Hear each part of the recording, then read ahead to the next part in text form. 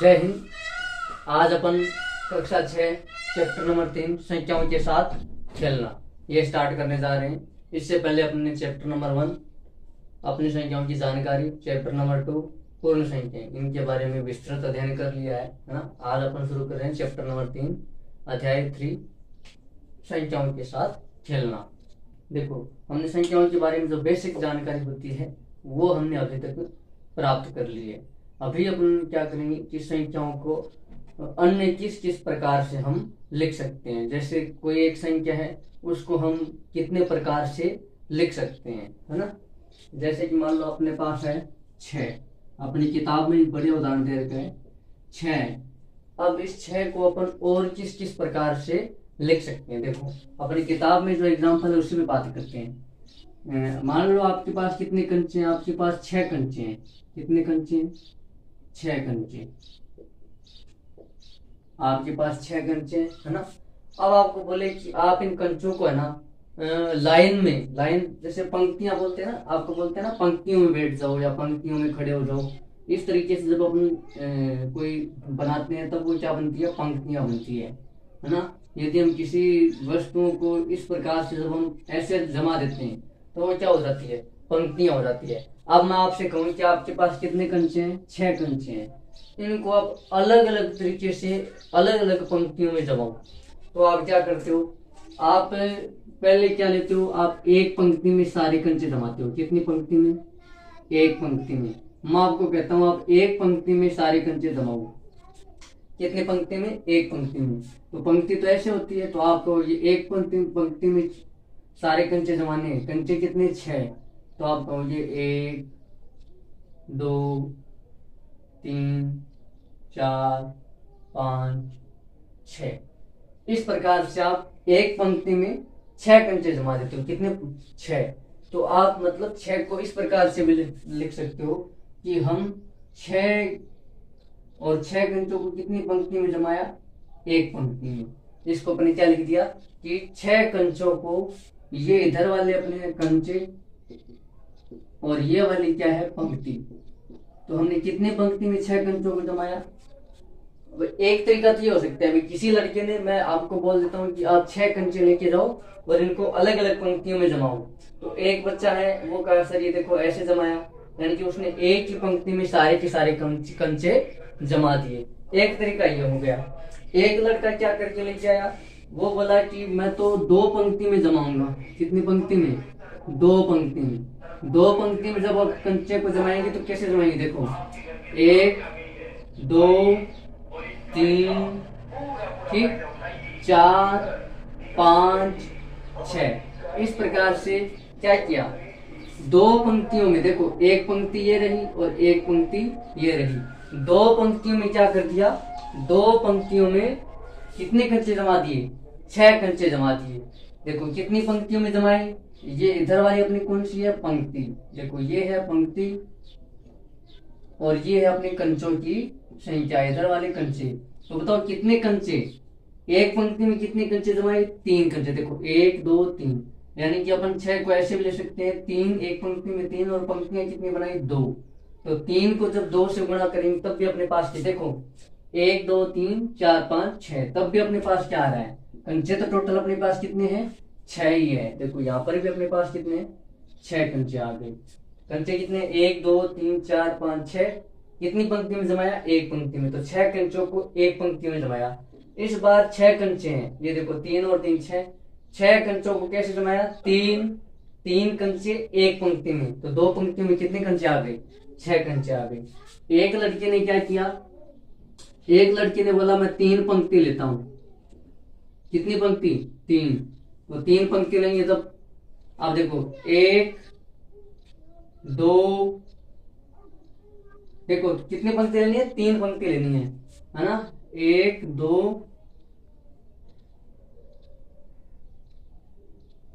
3 4 5 और 6। ये देखो पहली पंक्ति, दूसरी और तीसरी। 3 पंक्तियों में कितने कंचे आ गए? 6 कंचे। प्रत्येक पंक्ति में कंचे कितने? 2। देखो कंचे कितने अपने पास? एक पंक्ति में कितने हैं? 2 है। और पंक्तियां अपने पास कितनी हैं? 3 है। तब भी अपने पास कितने कंचे, तो अपने पास 6 ही है। 6 कंचों को अपन हर पंक्ति में 2 कंचे जमाएंगे और पंक्तियां कितनी हो जाएगी, 3 पंक्तियां हो जाएगी। एक बच्चे ने क्या किया, पंक्ति कितनी ले ली, आप बताओ। देखो 4 लेके देखते हैं, 4 से होता है क्या, देखो 4 पंक्ति, 4 पंक्ति।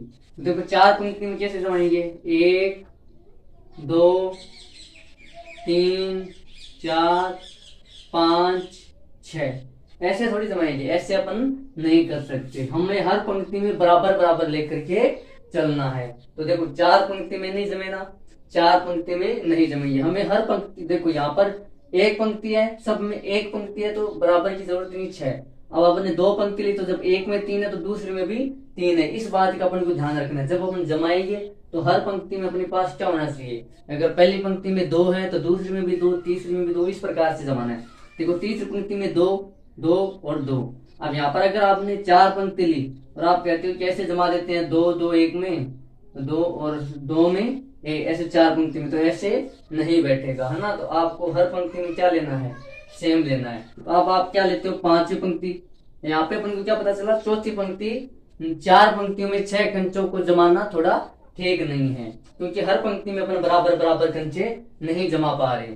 अब देखो 5 पंक्ति है, तो 5 पंक्ति है तो कैसे करेंगे, देखो एक थोड़ा दिमाग लगाए कि पहले में अपन 1 2 बोला, एक एक कंचे लेते हैं। कितने कंचे, एक एक ही लेते हैं, 1 2 3 4 5 6। अब हर पंक्ति में एक कंचा जमाया, लेकिन ये तो क्या हो गया, गड़बड़ हो गया। पंक्तियां कितनी हो गई, 1 2 3 4 5 और 6 पंक्तियां बन गई, जबकि अपन को जमाना कितने में था, 5 में जमाना था। और ये ऐसा क्यों है, क्योंकि हमें हर पंक्ति में जब इस पहली में 1 रखा, तो अब सब में क्या रखना है, 1 1 ही रखना है। इसीलिए 5 पंक्ति में भी नहीं होगा। ये कितनी पंक्ति में चला जाएगा, 6 पंक्तियों में। ये देखो 6 पंक्तियों में एक, पहले पंक्ति में 1 कंचा, दूसरी में भी 1, तीसरी में भी 1। तुमने कंचे कितने हमारे पास, एक पंक्ति में 1 कंचा है, और अपने पास पंक्तियां इस बार कितनी हो गई, 1 2 3 4 5 6, यानी कि प्रत्येक पंक्ति में 1 कंचा जमाया और हमारे पास पंक्तियां कितनी हो गई, 6। तब भी कितना रहेगा हमारे पास, 6। अब देखो इसका मतलब क्या हुआ कि अपन 6 को, हमारे पास कंचे अपन कितने लेके चले, 6। ये तो अपने समझने के लिए लिए थे। अपना मेन मकसद क्या है कि अब हम 6 को किस किस प्रकार से लिख सकते हैं। तो अपन 6 को 6 गुणा 1 लिख सकते हैं, 3 गुणा 2 लिख सकते हैं, 2 गुणा 3 लिख सकते हैं, और 1 गुणा 6 लिख सकते हैं। हम इतने प्रकार से 6 को लिख सकते हैं। अब देखो ध्यान से, यहाँ पर अपन ने जो लिया है ना, ये 6 इंटू 1, ये तो क्या है, 6 के गुणनखंड। ये 6 के क्या है, गुणनखंड है।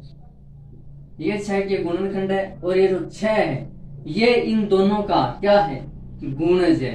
ये क्या है, गुणज है। इन दोनों का आपको ध्यान रखना है, ठीक है ना। ये गुणनखंड, इनको फैक्टर बोलते हैं। क्या बोलते हैं, फैक्टर।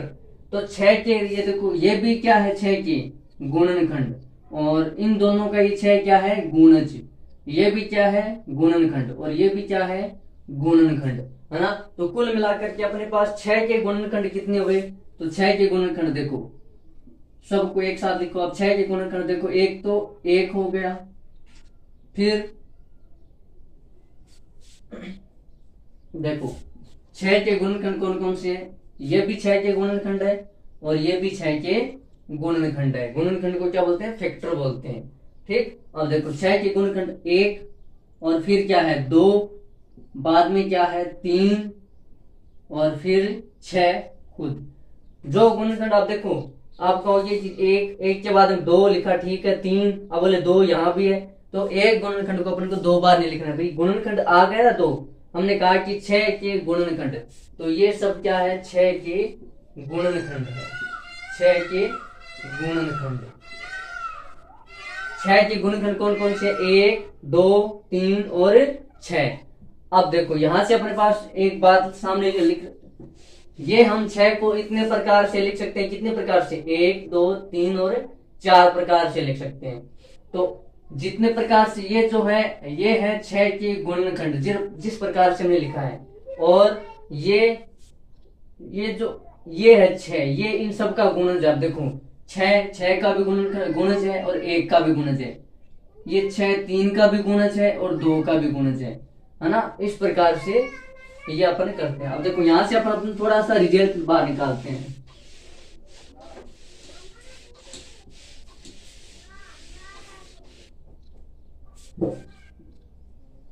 अभी तक देखो हमने क्या किया कि हमने ये लिखा है कि हम 6 को 1 इंटू 6 लिख सकते हैं, या फिर हम 6 को 6 इंटू 1 लिख सकते हैं, या हम 3 इंटू 2 लिख सकते हैं, या फिर 2 इंटू 3 लिख सकते हैं। ये जो सब है ये इधर आएगा क्या अपने पास, हर बार 6 ही आएगा। ये जो है ये सारे है गुणनखंड, ये सब क्या है, ये है गुणनखंड। और ये जो 6 है ये इन सब का क्या है, ये तो है इन सब का गुणज, क्या है, गुणज। और ये सब ये और ये है 6 के गुणनखंड, जिनको अपन क्या बोलते हैं, फैक्टर बोलते हैं। ठीक है, तो 6 के गुणनखंड कितने हो जाएंगे, देखो 1 2 3 और 4 तो है नहीं, क्योंकि 4 को अपन जमा नहीं पाएंगे, है ना। जब अपने 4 पंक्ति ली तो उन कंचों को नहीं जमा पाए थे। और बाद में क्या है 6, ये सब क्या है, गुणनखंड है। यहाँ से अपन को क्या देखने को मिलता है कि हमने क्या 6 को जमाया, तो पर 6 का स्वयं 6 भी क्या होता है, गुणनखंड होता है। तो यहाँ से एक बात ध्यान रखनी है, जो भी आप संख्या लेते हो वो वह संख्या खुद का क्या होती है, गुणनखंड होती है। जैसे कि मान लो अभी अपन क्या लेते हैं, अपन लेते हैं 4, क्या लेते हैं 4, और ये जो गुणनखंड है इन गुणनखंड का 6 में पूरा भाग चला जाएगा। ठीक है ना, किसी भी संख्या के जितने भी गुणनखंड होते हैं, ठीक है, किसी भी संख्या के जितने भी गुणनखंड होते हैं उन सभी गुणनखंड का उस संख्या में पूरा भाग जाता है। ये बात आपको क्या रखनी है, ध्यान रखनी है। देखो ये इंपॉर्टेंट बातें हैं, किसी भी यहां से अपन को देखने को मिलता है। अपन देख के देखो, भाग करके देखते हैं। सबसे पहले मैंने 6 में 1 का भाग दिया, तो 1 का पहाड़ा कितनी बार बोले कि 6 आ जाए, तो 6 बार बोलेंगे तब क्या आएगा, 6 आएगा। तो बच क्या जाएगा, 0। तो जब 0 शेष को 0 बचता है तो भाग क्या चला जाता है, पूरा चला जाता है ना। ये देखो भाग पूरा चला गया। अब की बार क्या है, 6 का गुणनखंड 2, तो 2 का भाग देते हैं 6 में।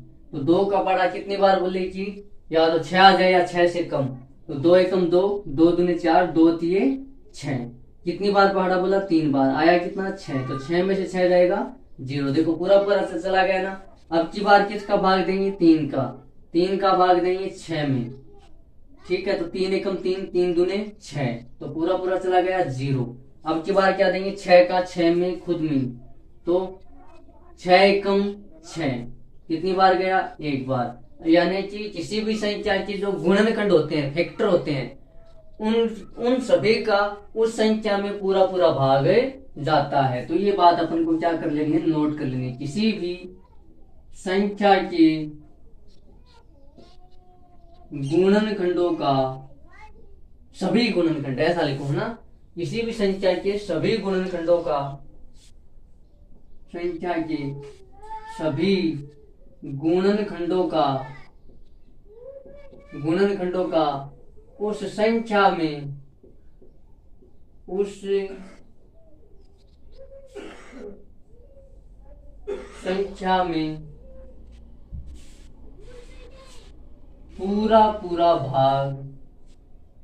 पूरा भाग जाएगा। ठीक है, यानी कि पूर्णतः विभाजित होगी। किसी भी संख्या के चाहे कितने भी गुणनखंड हो, वो गुणनखंड उस संख्या में क्या करेंगे, पूरा भाग देंगे। ये अपन को क्या बात याद रखनी है, ये गुणनखंडों में बात याद रखनी है। अपन ने अभी तक 2 नाम पढ़े, एक तो गुणज और एक गुणनखंड। ठीक है, अब देखो एक रिजल्ट अपन ने वहां पे निकाला, दूसरा देखो 6 को तो लिख के देख लिया। एक बार और भी संख्या लेते हैं, जैसे मान लो मैंने लिया कितना 10, मैंने कितना लिया 10।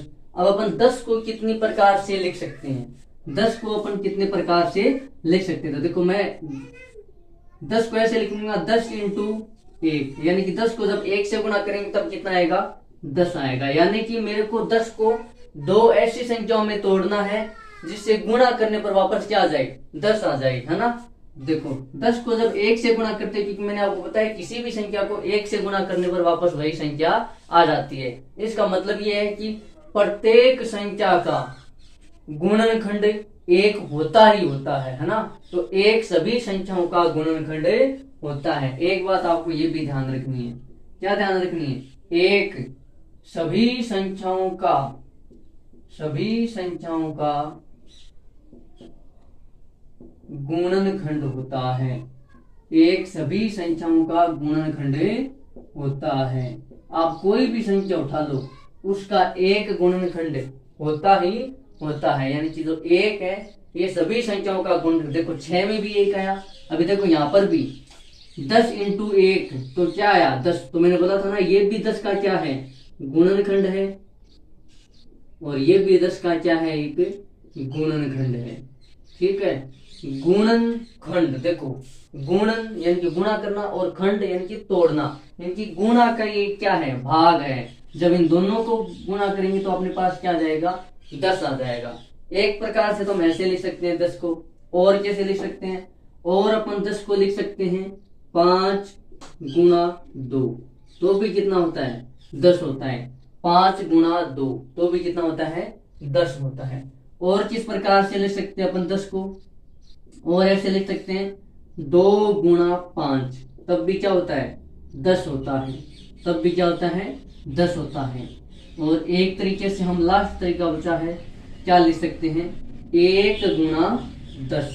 बस अपन 10 के क्या कर सकते हैं, इतने ही गुणनखंड, यानी कि 10 को अपन 4 प्रकार, जैसे 6 को लिखा ना, जरूरी नहीं है सब में 4-4 प्रकार आएंगे, ये कोई जरूरी नहीं है। लेकिन अपन ने जो 2 एग्जाम्पल लिए हैं उनमें अपन 6 को भी 4 प्रकार से लिख पाए थे। 1 यानी कि 6 को अपन 1 गुणा 6, 6 गुणा 1, 3 गुणा 2, 2 गुणा 3 ऐसे लिखा था। अब इसके अलावा आप कोई भी ऐसा गुणनखंड हो जिनको गुणा करने पे 10 आता है, इनके बाहर यदि कोई है तो आप बताओ। जैसे कि मान लो आपने कहा कि 4 गुणा 2 तो 8 होता है।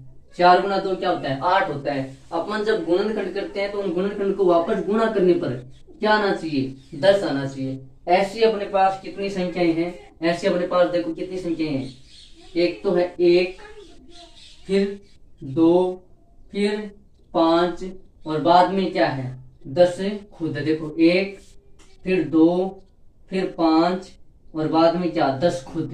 यानी कि ये चार क्या है, ये है 10 के गुणनखंड। ये क्या है, ये है 10 के गुणनखंड है, ये 10 के।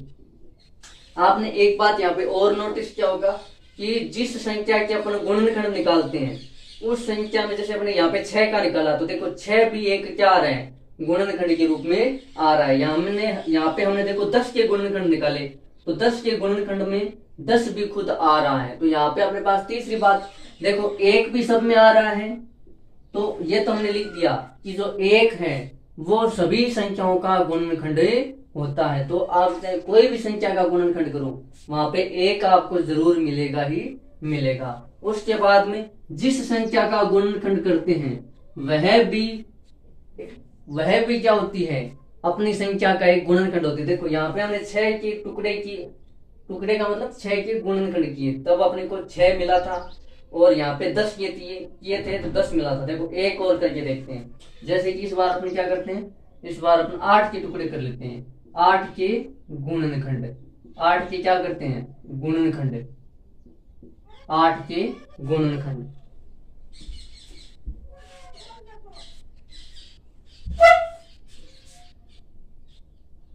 आठ के गुणनखंड है ना। अब देखो 8 को अपन कैसे लिख सकते हैं, तो एक तो सभी में होता है, तो एक तो अपन ऐसे लिख सकते हैं 8 इंटू 1 क्या होता है 8। यानी कि अपन को 8 के ऐसे टुकड़े करने हैं जिनको गुणा करने पर वापस क्या आ जाए, 8 आ जाए। तो एक तो टुकड़ा ये रहा 8 इंटू 1 है ना। तो ये क्या हो गए, 8 के गुणनखंड हो गए। ये 8 की क्या हो गई, गुणनखंड। और इन दोनों का ये 8 क्या है, ये 8 इन दोनों का गुणज है। क्या है, गुणज। यानी कि 8 खुद भी गुणज होता है और 1 का भी क्या है, 8 गुणज है। आप और कैसे लिख सकते हैं, और लिख सकते हैं 2 इंटू 4, यानी कि 2 को जब 4 से गुणा करते हैं तब भी कितना आता है, 8 आता है तब भी देखो 8, है ना। और कैसे लिख सकते हैं, और लिख सकते हैं 4 इंटू 2, तब भी कितना आएगा 8। और क्या लिख सकते हैं, और लिख सकते हैं 1 इंटू 8, तब भी कितना आ जाएगा 8। अब इनके अलावा 8 के और टुकड़े नहीं कर सकते, है ना। ऐसा कोई भी दो संख्या यदि आपके पास हो जिनको गुणा करने पर वापस क्या आ जाए 8 आ जाए, तो इनके अलावा आपको कोई भी संख्या नहीं मिलेगी। तो यहां तक अपने 3 संख्याओं के एग्जाम्पल किए। तो इसमें अपन को क्या देखने को मिलता है कि एक सभी संख्याओं के गुणनखंड में होता है, एक सभी संख्याओं के गुणनखंड में होता है। दूसरी बात क्या देखने को मिली, जिस संख्या का भी अपन गुणनखंड कर रहे हैं, जिसका भी अपन क्या कर रहे हैं गुणनखंड कर रहे हैं, वह संख्या खुद भी उनमें होती है, वह संख्या खुद भी होती है। अर्थात यहाँ पे अपन एक बात और क्या समझे कि किसी भी संख्या का गुणनखंड वह संख्या स्वयं भी होती है। तीसरी बात अपने देखो, ये सारी जो आपको लिखा है ये अपने बुक में ब्लैक लाइन से लिखी हुई है ना। ये क्या लिखी हुई है, एक तो ये पूरा पूरा भाग जाएगा ये, फिर उसके बाद में हमने आगे क्या है,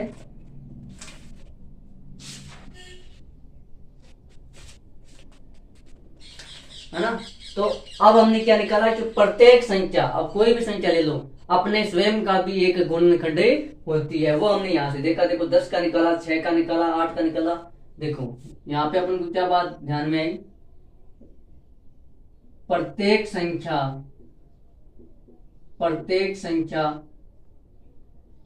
अपने स्वयं का भी एक गुणनखंड होती है। प्रत्येक संख्या अपने स्वयं का यानी कि खुद का, इसका मतलब क्या है, खुद सेल्फ का एक गुणनखंड होती है, एक गुणनखंड होती है। प्रत्येक संख्या अपने खुद का भी क्या होती है, गुणनखंड होती है, फैक्टर होती है ना। प्रत्येक संख्या अपने स्वयं का भी एक गुणनखंड होती है। और जितने भी गुणनखंड होते हैं ना, जैसे मान लो 8 है, 8 के यहाँ पे देखो कितने गुणनखंड सामने आए, 8 के देखो, 8 के गुणनखंड एक तो सभी में होता है, उसके बाद में 2, उसके बाद में 4, उसके बाद में 8 खुद, यानी कि ये है क्या है, ये है 8 के गुणज, ये क्या है 8 के गुणज, यानी कि जितने भी गुणनखंड होते हैं वे सभी, सॉरी ये 8 के क्या है गुणनखंड है, गलत लिख दिया आपने, है ना। ये क्या है 8 के गुणनखंड, और प्रत्येक गुणनखंड का ये संख्या क्या होती है, गुणज होती है। ये क्या है, गुणज है। इसका मतलब क्या है कि इनको जब आप आपस में गुणा करोगे तब अपने पास क्या निकल के आएगा, 8 निकल के आएगा। तो यहां से अपन क्या बोलेंगे, यहां से अपन बोलेंगे कि एक संख्या, अब यानी कि कोई भी संख्या प्रत्येक गुणनखंड का एक क्या होती है, गुणज होती है।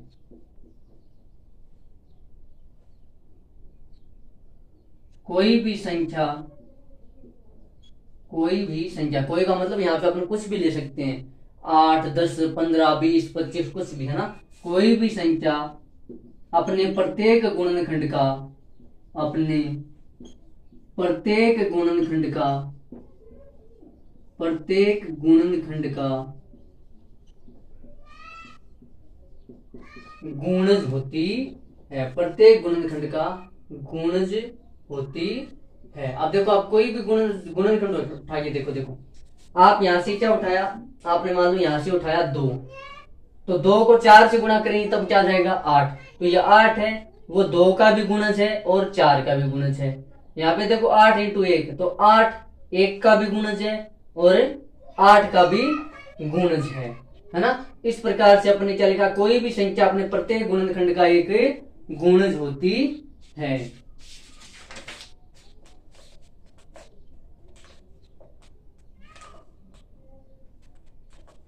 कुछ छूट तो नहीं रहा है, वो देख लेते हैं ना। हाँ एक देखो, यहाँ पे एक एग्जांपल और देखते हैं, 8।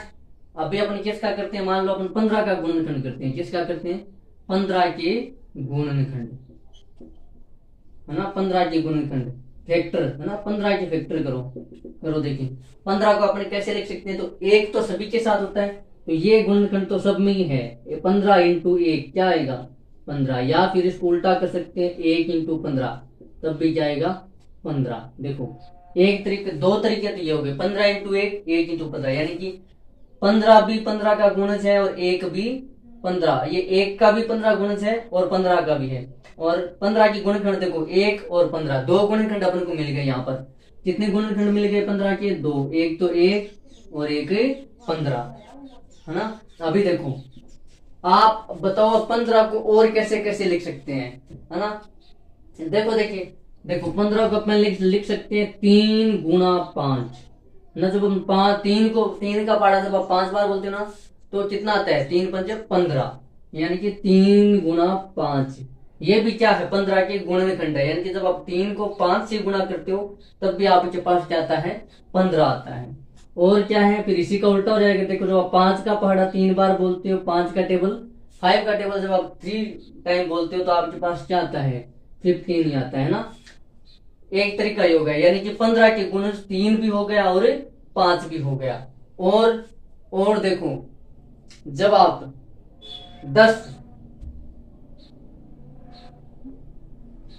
3 का टेबल जब आप 10 बार बोलते हो, 3 का पहाड़ा 10 बार बोलते हो, 3 दहाए 30, तब सॉरी ये नहीं, ये नहीं है, ये नहीं है,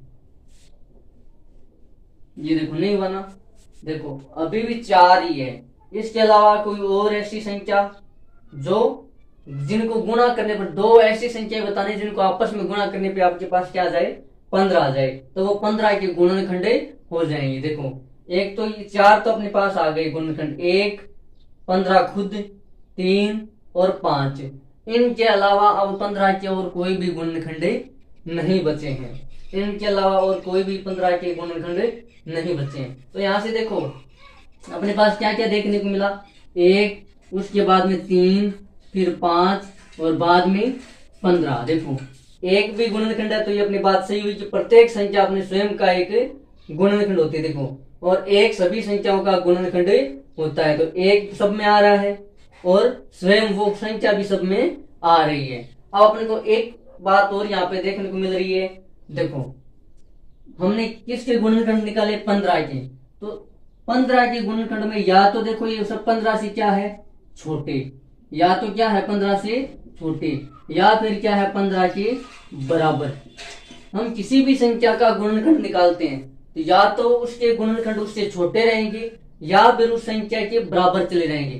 कभी भी किसी भी संख्या के गुणनखंड उस संख्या से बड़े नहीं हो सकते। जैसे कि मान लो अपन 36 है, 36, इसके जब अपन फैक्टर करते हैं, गुणनखंड करते हैं, तो इनके गुणनखंड करने पर हमारे पास या तो उस जैसे अपन 36 के फैक्टर कर रहे हैं, 36 के गुणनखंड, तो या तो 36 से छोटे रहेंगे गुणनखंड या फिर 36 खुद हो जाएगा, उससे बड़ा उसका गुणनखंड नहीं हो सकता। यानी कि किसी भी संख्या का गुणनखंड या तो छोटा होगा या उसके बराबर होगा, उससे बड़ा कभी भी नहीं हो सकता है। ये अपने यहाँ तक जब हमने 4-5 गुणनखंड करके देखिए तब हमने क्या बनाया? एक नियम बनाया, है ना। कभी भी कोई नियम बनता है तो अपन क्या करते हैं? पहले ऐसे प्रैक्टिकल करके देखते हैं, है ना। ऐसे रूल नहीं बनते हैं कभी भी। तो हमने यहाँ पे क्या देखा? हमने देखा कि कोई भी संख्या हो, आप खुद भी करके देख सकते हो, कोई भी संख्या, है ना, किसी भी संख्या के गुणनखंड, किसी भी या कोई भी संख्या के गुणनखंड यानी कि फैक्टर, किसी भी संख्या के गुणनखंड उस संख्या से हमेशा, यानी कि हमेशा मतलब हमेशा ही, हमेशा सदैव छोटे या तो संख्या से क्या होंगे? छोटे या उस संख्या के बराबर होते हैं, उस संख्या के बराबर होते हैं। ये अपन ने यहाँ पे देखो, आप देखो 6 के गुणनखंड है तो 6 के गुणनखंड देखो, देखिए एक तो 1 हो गया, 1 2 हो गया, फिर 1 3 हो गया और 1 6 खुद हो गया। देखो 6 से छोटे या फिर 6 के बराबर, 6 से बड़ा नहीं हुआ। यहाँ पे हमने 10 के देखे तो या तो 10 से छोटे या फिर 10 के बराबर। यहाँ पे हमने 8 के देखे थे तो 8 से छोटे या फिर 8 के बराबर। चलो कोई और गुणनखंड लेके देखते हैं। जैसे कि मान लो अपन 50 लेते हैं, क्या लेते हैं अपन, करते हैं 50 के गुणनखंड, 50 के गुणनखंड। तो जब अपन 50 के गुणनखंड करते हैं तो देखो 50 को अपन, एक तो 50 इंटू 1, ये तो सभी में आएगा क्योंकि एक सभी संख्याओं का गुणनखंड होता है।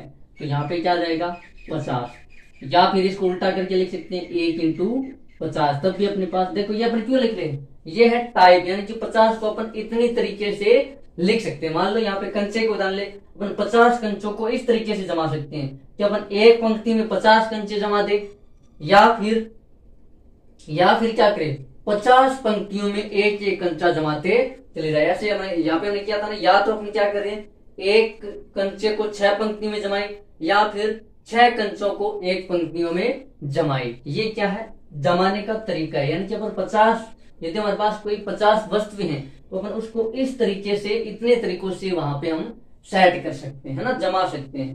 तो ऐसे मान लो ये कंचे हैं तो अपन इस कंचों को इस प्रकार से, देखो 2 तरीके हो गए, या तो 50 कंचे एक ही लाइन में जमा दो, या फिर एक लाइन में एक कंचा। तो ऐसे करते करते जब हम एक लाइन में एक कंचा जमाएंगे तो अपने पास लाइनें कितनी हो जाएगी, हमारे पास यहाँ आते आते 50 लाइनें हो जाएगी। या फिर एक लाइन में कितने कंचे जमा दो आप, 50 कंचे जमा दो।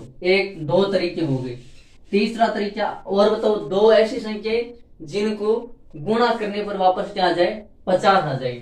तो देखो और तरीका क्या, एक तरीका ये रहा, जब आप 5 को 10 से गुणा करते हो तब भी आपके पास क्या आता है 50 आता है। 5 दाहे 50, तो इसका उल्टा भी हो जाएगा। इसका उल्टा क्या हो जाएगा 10 इंटू 5, 10 पंजे 50। और क्या है, और जिसमें यानी कि 2 ऐसी संख्या जिनको आपस में गुणा करने पर वहां पे क्या आता है 50 आता है। तो और क्या हो जाएगा, हाँ, आप जब 2 को 25 से गुणा करते हो, यानी कि 2 का पहाड़ा 25 बार बोलते हो, तब भी आपके पास क्या आता है 50। या फिर आप इसको उल्टा करते हो, 25 का पहाड़ा 2 बार बोलते हो, 25 एकम 25, 25 दूने 50। ये देखो मैंने बोला था ना, जरूरी नहीं हो 4 बार ही जाए, यहाँ पे देखो ज्यादा चले गए। और तरीका सोचो कि अपन 50 को 2 ऐसी संख्याओं में तोड़ना है जिनको गुणा करने पर वापस क्या जाए 50 आ जाए। तो अपने पास देखो यहाँ तक गुणनखंड हो गए। और सोचो देखिए, और देखो हमने 1 इंटू 50 कर लिया, फिर 5 इंटू 10 कर लिया, 10 इंटू 5 कर लिया, 2 इंटू 25 कर लिया, 25 इंटू 2 कर लिया। इसके अलावा कोई और फैक्टर 50 के नहीं लगते हैं, है ना। देखो 50 के गुणनखंड हमारे पास कौन कौन, एक तो 1 हो गया, फिर 2, फिर 5, फिर 10, बाद में 25, और एक 50 खुद हो जाएगा क्योंकि हमने लिखा ना कि प्रत्येक संख्या अपने स्वयं का एक गुणनखंड होती है। तो 50 के गुणनखंड करें तो 50 खुद भी हो जाएगा। देखो ये सब क्या है, ये है 50 के गुणनखंड। ये सब क्या है 50 के गुणनखंड। और इन सभी संख्याओं का 50 क्या है गुणज है। इन सभी संख्याओं का 50 क्या है गुणज है। यानी कि 1 का भी क्या है 50 गुणज है, 2 का भी गुणज है, 5 का भी 50 गुणज है, 10 का भी 50 गुणज है, 25 का भी 50 गुणज है, और 50 का खुद भी 50 क्या है गुणज है और गुणनखंड भी है। ठीक, यहाँ तक हमने कितनी बातें लिखी 1 2 3 4 5 बातें लिखी है और उन सबको हमने ध्यान से समझा भी है। अब यहाँ पे देखिए कोई ऐसी संख्या तो नहीं छूट रही है ना जिनको गुणा करने पर वापस क्या आ जाए 50 आ जाए। यदि छूट रही है तो जल्दी से आपको क्या करना है एक बढ़िया सा कमेंट कर देना है। ठीक है, देखो और कोई फैक्ट बचा है क्या देख लेते हैं एक बार बुक में कि हमने कौन कौन से, कि छोटा या उसके बराबर होता है ये वाला लिख दिया हमने, और गुणनखंड होती है ये वाला भी लिख दिया, ये गुणनखंड होता है। हाँ देखो ये बढ़िया है, एक दी हुई संख्या के गुणनखंडों की संख्या परिमित होती है। यानी कि मान लो कोई भी संख्या दी हुई है आपके पास, यहाँ पे 6 थी, यहाँ पे 10, यहाँ पे 50, यानी कि किसी भी संख्या के गुणनखंड सीमित होते हैं। परिमित का मतलब क्या है, मतलब एक ऐसा नहीं कि ऐसे गुणनखंड होते ही जा रहे नहीं, एक सीमा तक होते हैं। यदि किसी कोई संख्या है उसके गुणनखंड 2 भी हो सकते हैं, 3, 5, 7, यानी कि निश्चित होते हैं। ऐसा नहीं कि बस चलते ही जा रहे हैं, इस संख्या के गुणनखंड समाप्त नहीं हो रहे हैं, चल रहे हैं नहीं। परिमित का मतलब ही क्या होता है कि एक जगह पर जाकर के क्या हो जाएंगे, समाप्त हो जाएंगे। परिमित का मतलब क्या होता है, एक जगह पर जाकर के क्या हो जाएंगे, समाप्त। यानी कि किसी भी संख्या के गुणनखंड है वो निश्चित होते हैं। संख्याओं के रूप में अपन उनको बता सकते हैं कि 50 के गुणनखंड कितने हैं, 1, 2, 3, 4, 5, 6। 50 के गुणनखंड 6 है, परिमित है। ये परिमित का मतलब होता है। अपरिमित का मतलब जिसका, देखो अपने पास दो शब्द आएंगे, एक तो परिमित और एक आएगा अपरिमित, फाइनाइट और इनफाइनाइट। ठीक है, दो शब्द आएंगे मेरे पास, इसको बोलते हैं फाइनाइट और इसको इनफाइनाइट, है ना। तो इसका मतलब है कि एक निश्चित संख्या अपन को मिलेगी कुछ न कुछ, है ना, कुछ न कुछ अपन को क्या मिलेगी, एक निश्चित संख्या। जैसे अब यहाँ पे क्या कि प्रत्येक संख्या के गुणनखंड परिमित होते हैं, यानी कि निश्चित होते हैं। 5 या तो 5 हो जाएंगे, 6 हो जाएंगे, 7 हो जाएंगे, 10 हो जाएंगे, 20 हो जाएंगे, ऐसे आप उनकी एक संख्या दे सकते हो। ठीक है, तो देख लो यहाँ 50 के कितने हैं, 6 है ना। 50 के कितने गुणनखंड है, 6 है। 10 के कितने, 4, 6 के कितने, 4। इस प्रकार से हम निश्चित संख्या दे सकते हैं। तो एक फिर हमारे पास यहाँ पे ये निकल करके आ गया, क्या निकल के आया कि प्रत्येक संख्या के गुणनखंड, प्रत्येक संख्या के गुणनखंड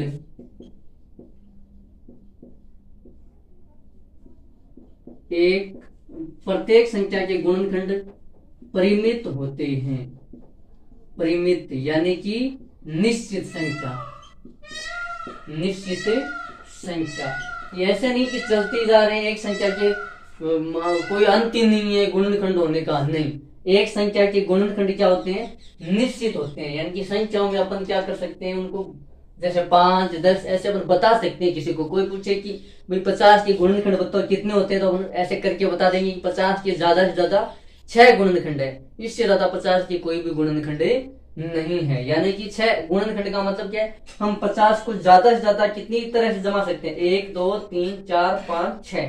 हम 50 को 6 तरीके से जमा सकते हैं, बस 6 से ज्यादा तरीके और नहीं है। हम 6 को कितनी बार जमा सकते हैं, 6 तरीकों से, 6 अलग अलग तरीकों से हम 6 को अपन 1, 2, 3, 4 तरीकों से जमा सकते हैं। 10 को अपन 4 अलग अलग तरीकों से जमा सकते हैं। तो प्रत्येक संख्या के गुणनखंड परिमित होते हैं। परिमित का मतलब निश्चित, जिसका अंत है कहीं ना कहीं। एक तो देखो होता है अनंत, इस शब्द का मतलब क्या है, अंत हो जाएगा गुणनखंडों का, कहीं न कहीं जाकर के क्या हो जाएंगे, रुक जाएंगे। देखो हमने बोला था ना प्राकृत संख्या, तो प्राकृत संख्या जो 1 से शुरू होकर के अनंत तक चलती है, जिसका कोई अप्राकृत संख्या का क्या अंत, आप हर चीज को गिन सकते हो, काउंटिंग का कोई भी अंत नहीं है, आप गिनते जाओ गिनते चले रहोगे, अनंत उसको बोलते हैं। तो वो है अपरिमित। और एक कोई अपने पास कोई संख्या है, जैसे कि मान लो कोई भी चीज जो आपके पास निश्चित है ना, जैसे कि मान लो यहाँ से लेकर जयपुर से लेकर के दिल्ली, इनके बीच में जो दूरी है वो निश्चित है। ऐसे नहीं अभी आप चलते ही जा रहे हो, कोई अंत ही नहीं आ रहा है ना, वो क्या है, एक निश्चित दूरी है, 400 किलोमीटर, 500 किलोमीटर, इस प्रकार से। तो वो उसको अपन क्या बोल सकते हैं, परिमित बोल सकते हैं। और जिसका कोई अंत ना हो, यानी कि जो अनंत हो, जिसका कोई तोड़ ही नहीं है, जिसका कोई सिरा ही नहीं आ रहा है, अंतिम सिरा, तो वो क्या है, अपरिमित है। ठीक, ये अपने पास हो गया।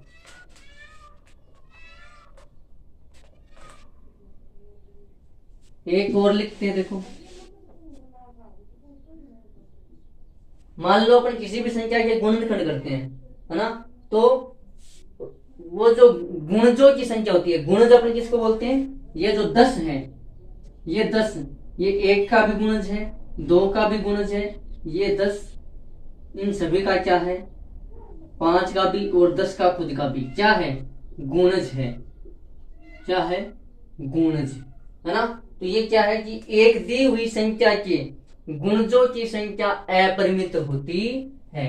एक दी हुई संख्या, मान लो कोई भी संख्या दी हुई है, एक दी हुई संख्या, मान लो यहाँ पे अपने 6, 10, 50, एक दी हुई संख्या के गुणजों की संख्या, देखो ये तो गुणनखंडों की संख्या है, ये किसकी संख्या है? गुणनखंडों की। और ये एक दी हुई संख्या के गुणजों की संख्या, ये क्या होती है? ये अपरिमित होती है। ये अपरिमित यानी कि ये अनिश्चित है, इसका कोई क्या नहीं है? अंत नहीं है, यानी कि अनंत होती है। ये अनंत होती है। बोले तो सर ये लाइन समझ में क्या बोले? जैसे कि मान लो अपन 5 को लिखते हैं, 5 इंटू 1 क्या आएगा? 5। फिर अपन लिखेंगे 5 इंटू 2 क्या आएगा? 10। फिर अपन लिखते हैं 5 इंटू 3 क्या आएगा? 15। फिर अपन लिखते हैं 5 इंटू 4 क्या आएगा? 20। फिर अपन क्या लिखते हैं? 5 इंटू 5 क्या आएगा? 25। तो ये सब क्या है? ये 5 का गुणज 1 है ना। देखो ये 1 का गुणज यहाँ पर क्या है? 5 है। 2 का गुणज 5, 3 का गुणज 5, 4 का गुणज 5, 5 का गुणज 5। तो ये इस तरीके से क्या होता जाएगा? चलता चला जाएगा। यानी कि गुणजों की संख्या क्या होती है? अपरिमित। अब ये कहीं रुकने वाला है कि आप यहाँ से 5 को आप कितने भी संख्या से अनंत गुणा करते जाओ, ये क्या है? ये चलता चला जाएगा। तो गुणनखंडों की संख्या क्या होती है? निश्चित होती है। जबकि एक दी हुई संख्या के गुणजों की संख्या क्या होती है? अपरिमित होती है। देखो ये 5 की और करके देखते हैं। मान लो अपने क्या किया? 10 लिया, तो 10 को अपन क्या लिख सकते हैं? 10 इंटू 1 बराबर क्या है? 10। ठीक है, तो ये 10 क्या है? ये यहाँ इन दोनों का क्या है? गुणज है। ये इन दोनों का क्या है? गुणज है। 10 का भी गुणज है और 1 का भी गुणज है। इस बार आपके बार अपन क्या लिखते हैं? 10 इंटू 2 20, 10 इंटू 3 30। तो ये क्या है? 10 के गुणज है। 10 के गुणज 10, फिर 20, ये 10 का गुणज 30। तो ये जो गुणज है ये आगे चलते जाएंगे, इसका अंत नहीं होगा। देखो 5 का गुणज 5, फिर 5 का गुणज 10, 5 का गुणज 15। भाई हमने क्या लिखा था? ऐसा ही तो लिखा था। ये जो गुणनखंड ये तो है गुणनखंड। ये क्या है? गुणनखंड। ये है गुणनखंड। और ये इधर जो आता है अपने पास ये है गुणज। ये क्या है? गुणज। तो ये 5, ये 5 इंटू 1 ये 5 है, वो 5 का गुणज है। और ये 5 इस 1 का भी गुणज है। फिर ये 10 है, वो 5 का भी गुणज है और 2 का भी गुणज। तो इधर देखो 5 5 चलता जा रहा है ना। तो इस 5 के गुणजों की संख्या अनंत तक चलती रहेगी, कोई भी अंत नहीं है। देखो 5 का गुणज 5 भी है, 5 का गुणज 10 भी है, 5 का गुणज 15 भी है, 5 का गुणज 20 भी है, फिर 5 का गुणज 25 भी है। ऐसे करते आप नीचे अनंत तक चलते जाओ, कोई भी अंत नहीं होगा। 5 का पहाड़ा 5 बार आप 1,00,000 बार बोल लो तो भी तो वो 5 का गुणज ही होगा। कोई ना कोई संख्या निकल करके आ जाए। यहाँ पर देखो ये 10 का गुणज 10, 10 का गुणज 20, 10 का गुणज 30। आगे क्या आ जाएगा? 10 का गुणज 40, जहां पे अपन 10 इंटू 4 लिखते हैं। तो ये 40 4 का भी गुणज है और 10 का भी गुणज है। तो किसी भी संख्या के गुणज की संख्या तो क्या होती है? अनंत। और गुणनखंडों की संख्या क्या होती है? निश्चित होती है, जिसको अपन बोलते हैं परिमित और अपरिमित।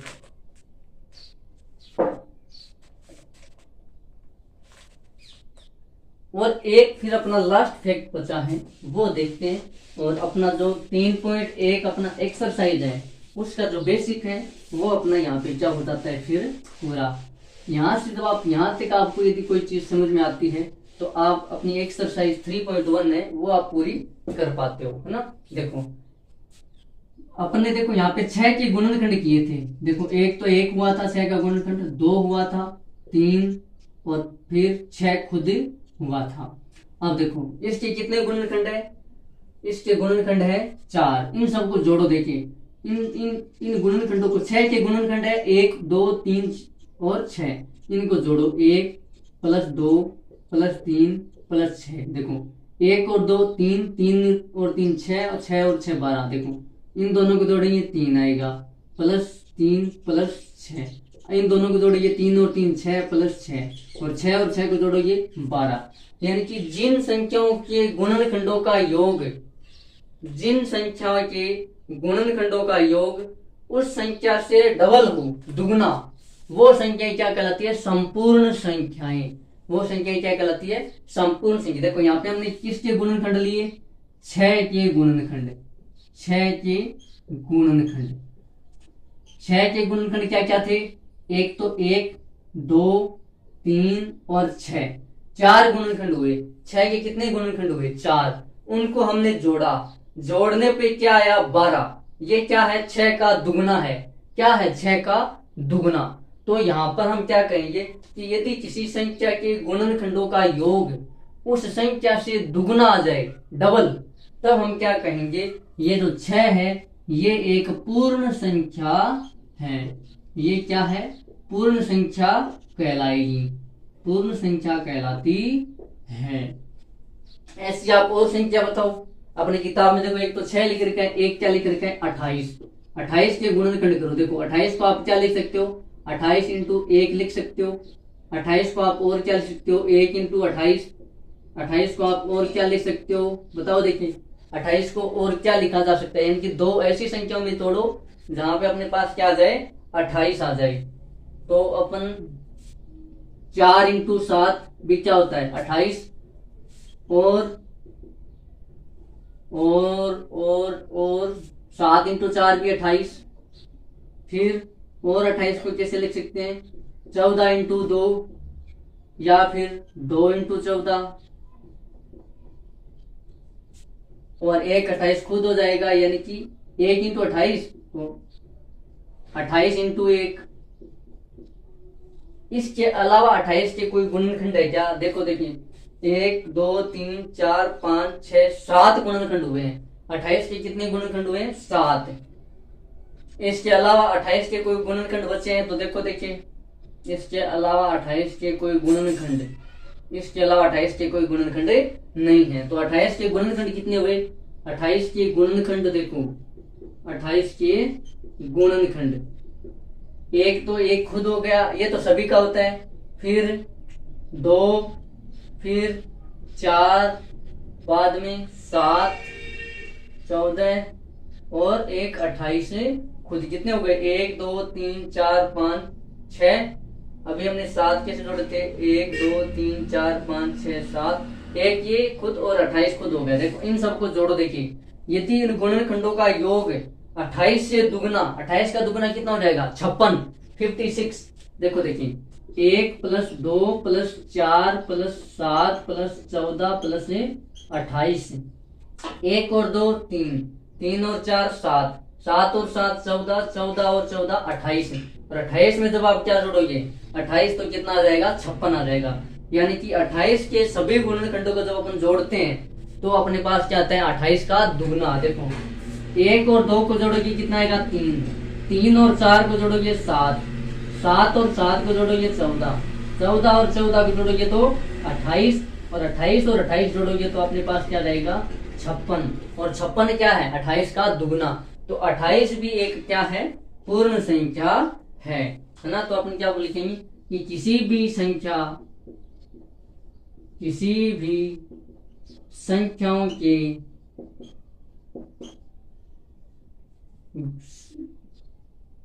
संख्याओं के सभी गुणनखंडों का योग, सभी गुणनखंडों का योग यदि उस संख्या से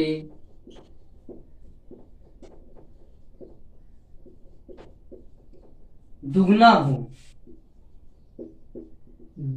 हो तो वे संख्याएं क्या कहलाती है? संपूर्ण संख्याएं कहलाती है। वे संख्याएं क्या है? संपूर्ण संख्याएं कहलाती है। संपूर्ण संख्याएं। कहलाती है। ये आपका क्या हो गया, 3.1 जो आपकी एक्सरसाइज है उसका बेसिक हो गया। अभी हमने जो मोटा मोटा पढ़ा, हमने क्या क्या पढ़ा कि किसी भी संख्या के सभी गुणनखंड उस संख्या, सभी गुणनखंडों का उस संख्या में पूरा पूरा भाग जाता है। अब कोई भी संख्या की, आप देखो यहाँ पे 28 के गुणनखंड है, तो 28 में आप 1 का भाग दोगे तो 1 का भाग तो सभी में जाता है ना। फिर 28 में 2 का भाग 14 बार जाएगा, 28 में 4 का भाग 7 बार जाएगा, 28 में 7 का भाग 4 बार चला जाएगा, 28 में 14 का भाग 2 बार, और 28 में 28 का भाग 1 बार चला जाएगा। यानी कि किसी भी संख्या के सभी गुणनखंड उस संख्या का पूरा पूरा भाग चला जाएगा। और एक सभी संख्याओं का गुणनखंड होता है, ये हमने देखो यहाँ पे 4-5 एग्जाम्पल देखे, वहां पे अपन को पता चला कि एक है वो सभी संख्याओं का फैक्टर होती है। फिर प्रत्येक संख्या अपने स्वयं का भी एक गुणनखंड होती है। हमने यहाँ पे 6, फिर उसके बाद में 4, 15, 10 और 28, इन सब के हमने गुणनखंड देखे, जिसमें खुद भी 28 वाले में 28 खुद आ रही है, 6 वाले में 6 खुद आ रही है, 10 वाले में 10 खुद आ रहा था, 15 वाले में 15 खुद आ रहा था। तो प्रत्येक संख्या अपने स्वयं का भी एक गुणनखंड होती है। कोई भी संख्या अपने प्रत्येक गुणनखंड का गुणज होती है। यानी कि आप किसी भी संख्या का गुणनखंड करो, देखो यहाँ पे 28 इंटू 1, तो ये जो 28 है ये इस 28 का भी गुणज है और 1 का भी गुणज है। यहाँ पे 4 का भी ये गुणज है और 7 का भी गुणज है, 14 का भी गुणज है और 2 का भी गुणज है। इनकी प्रत्येक संख्या अपने गुणनखंड का एक गुणज होती है। और किसी भी संख्या के गुणनखंड उस संख्या से हमेशा छोटे होते हैं या तो बराबर होते हैं। देखो हमने किसके गुणनखंड किए, 28 के, तो देखो 1 28 से छोटा है, 2 भी 28 से छोटा है, 4 भी छोटा है, 7 भी, 14 भी, ये सब छोटे हैं 28 से। या फिर 28 खुद 28 के क्या है, बराबर, या तो छोटे हो सकते हैं या फिर बराबर हो सकते हैं। 28 से बड़े या किसी भी संख्या से बड़े नहीं जाएंगे। प्रत्येक संख्या के गुणनखंडों की संख्या क्या होती है, परिमित होती है। देखो 28 के गुणनखंड कितने हैं, 1 2 3 4 5 6, तो ये क्या हो गई, निश्चित संख्या आ गई। लेकिन एक दी हुई संख्या के गुणजों की संख्या अपरिमित होती है। गुणजों की संख्या क्या होती है, अपरिमित। जैसे मान लो मैं कोई भी संख्या लूं, मान लो मैं 28 ले लेता हूं, मैं क्या ले लेता हूं 28, तो देखो 28 इंटू 1 क्या आएगा, 28 आएगा। फिर मैं ले लेता हूं 28 इंटू 2, 76। आप देखो ये जो यहाँ पे जो चित्र आया ना, इस 76 का 28 क्या है, गुणज है, और 2 भी क्या है, गुणज। तो ये जो 28 है इसके गुणज यहाँ पर चलते चले जाएंगे, है ना, इसके गुणज यहाँ पर चलते चले जाएंगे, यानी कि गुणज अनंत होते हैं। और किसी भी संख्या के सभी गुणनखंडों का योग यदि उस संख्या से दुगना हो तो वे संख्याएं संपूर्ण संख्याएं कहलाती हैं। यहाँ तक अपने क्या कर लिया, बेसिक, जितना 3.1 का अपना बेसिक था वो कर लिया है ना, कुछ छूटा तो नहीं है ना। एक बार देख लेते हैं सारे फैक्ट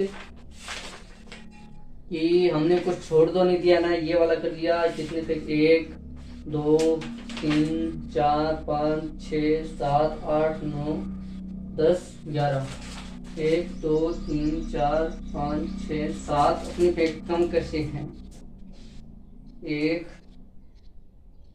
2 3 4 5,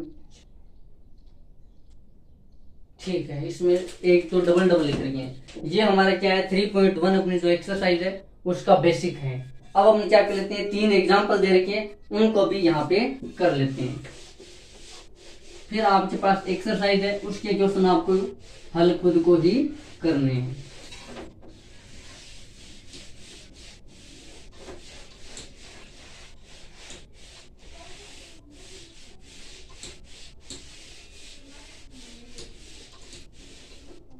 देखो आपके पास अपनी बुक होनी चाहिए साथ में, और साथ में आपके पास नोटबुक होनी चाहिए। देखो एग्जाम्पल नंबर 1 है, 68 के सभी गुणनखंडों को लिखिए।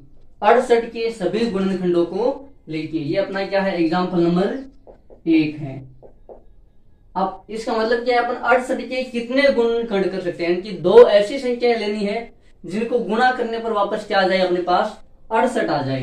देखो 68 के गुणनखंड, 68 के गुणनखंड,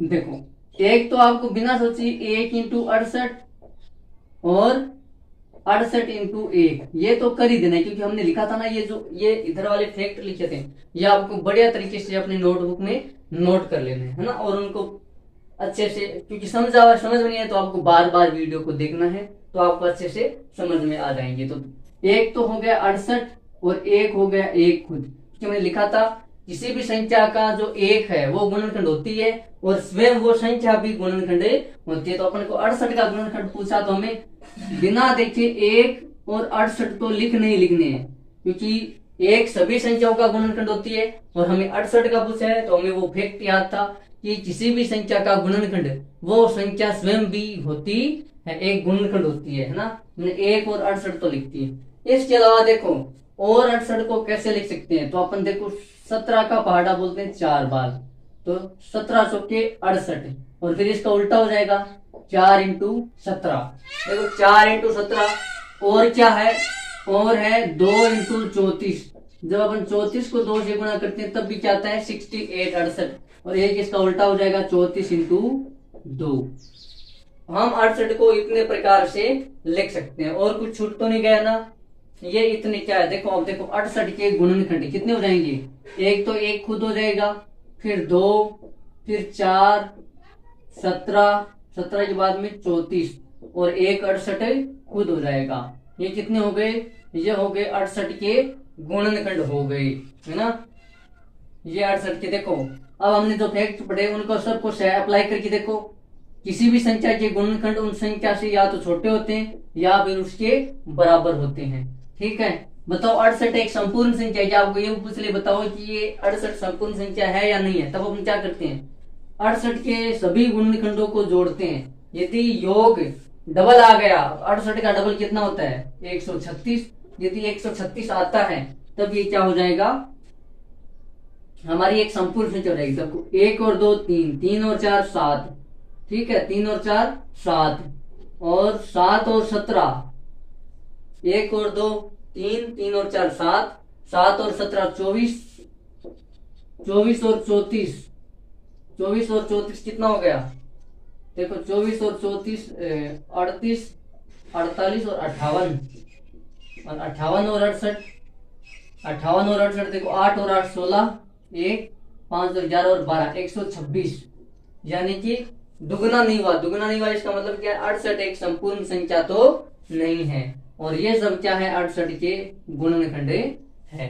ये अपना एग्जाम्पल नंबर 1 कंप्लीट होता है ना। अब देखो एग्जाम्पल नंबर 2 36 के गुणनखंड, एग्जाम्पल नंबर 2 क्या है 36 के सभी गुणनखंड। तो देखो 36 के गुणनखंड करते हैं, तो एक तो 1 × 36 और 36 × 1, क्योंकि प्रत्येक संख्या का गुणनखंड 1 होता है और प्रत्येक संख्या स्वयं का भी एक गुणनखंड होती है। ये हो गए 2, और देखो अपन 36 को लिख सकते हैं 2 × 18, और उनको पता है 18 दूने कितना होता है 36 होता है, तो इसका उल्टा भी हो जाएगा 18 × 2। और बताओ, और देखो 4 × 9, 9 चौके 36, तो इसका उल्टा हो जाएगा 9 × 4। और देखो एक है, देखो 6 × 6 36, देखो 6 का पहाड़ा जब 6 बार बोलते हैं तब भी क्या आता है 36 आता है। बताओ और कुछ बचा क्या, 2 × 18 आ गया, फिर 4 × 9 आ गया, फिर 6 × 6 आ गया। इसके अलावा अभी और कुछ देखो, अगर अपन से गलती नहीं होगी जब अपन क्या करेंगे इनको क्रम से लेकर ये चलेंगे। देखो यहाँ पे 1, अब 1 के बाद में क्या था 2 आता है, देखो 2 के साथ 36 की ऐसी कोई संख्या आ सकती है क्या जिनको गुणा करने पे क्या आ जाए 36, तो हमने सोचा कि 2 के साथ 18 आता है, तो 18 दूने 36 बोला हाँ। अब 2 के बाद में क्या आता है, 2 के बाद में 3 आता है, अब 3 के साथ ऐसी कोई भी संख्या है क्या जिसको अपन गुणा करने पे क्या आ जाए 36 आ जाए, तो क्या है 12 है। 3 के साथ में अपन 12 का गुना करते हैं तब भी अपने पास क्या आता है 36 आता है। तो ऐसे जब अपन चलेंगे तो अपने पास कोई भी गुणनखंड छूटेगा नहीं, सारे के सारे गुणनखंड आ जाएंगे। देखो 12 1 12, 12 2 24 और 12 3 36। और फिर जितने अब हमें लगे ना कि बस अब इससे ज्यादा नहीं है तो अब अपन क्या कर देंगे, फिर वहीं पे उनका उल्टा लिख देंगे।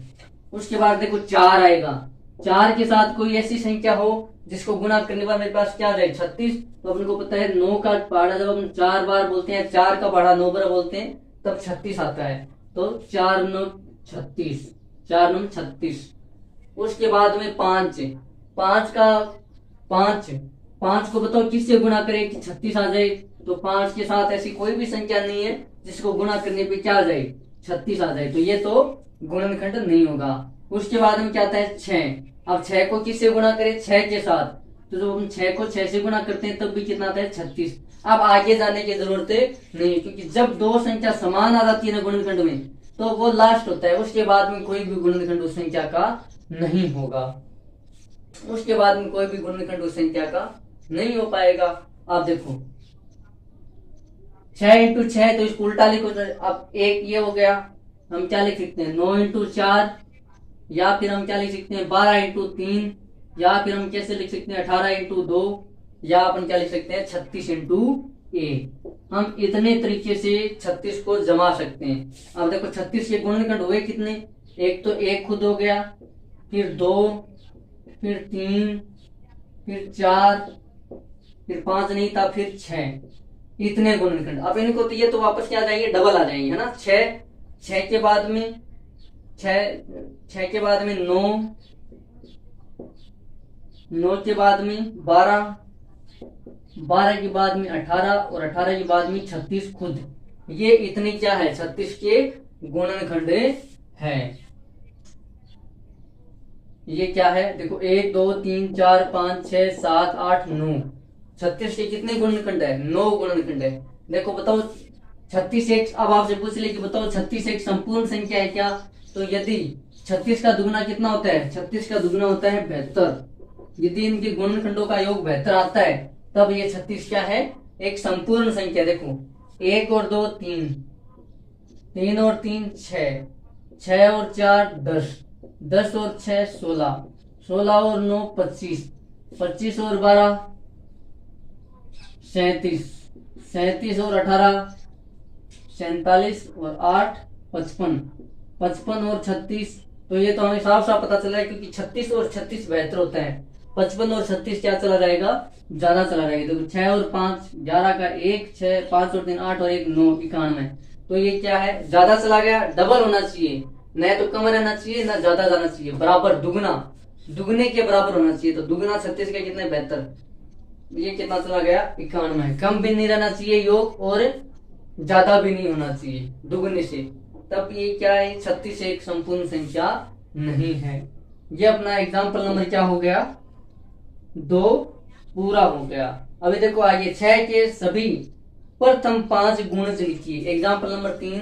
अभी अपन को क्या करने 6 के 5 गुणज लिखने, कितने गुणज 5, और प्रथम 5 गुणज लिखने। तो आपका 5 का टेबल 6 का टेबल लिख देना है।